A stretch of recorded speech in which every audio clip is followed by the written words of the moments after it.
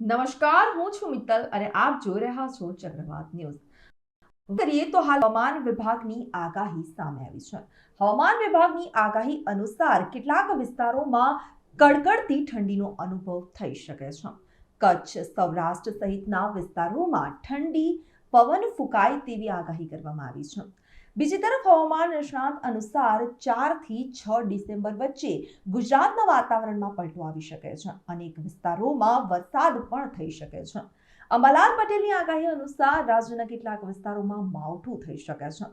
કચ્છના ભાગોમાં ઠંડા પવનો ફૂંકાવાની પણ આગાહી થઈ હોય સાથે ઉત્તર ગુજરાતના ભાગોમાં હજુ ઠંડી વધવાની શક્યતા છે। ત્યારે મધ્ય ગુજરાતમાં ન્યૂનતમ તાપમાન 18 ડિગ્રી સેલ્સિયસ રહે તેવી સંભાવના વ્યક્ત થઈ છે। મધ્ય અને ઉત્તર ગુજરાતના કેટલાક ભાગોમાં વાદળછાયું વાતાવરણ રહી શકે તેવી આગાહી છે। દક્ષિણ ગુજરાતના વિસ્તારોમાં વરસાદી છાંટા પડવાની પણ આગાહી કરાઈ હોય, જેમાં 15 થી 20 ડિસેમ્બર સુધીમાં બંગાળ ઉપસાગરમાં લો પ્રેશર બનવાની શક્યતા છે।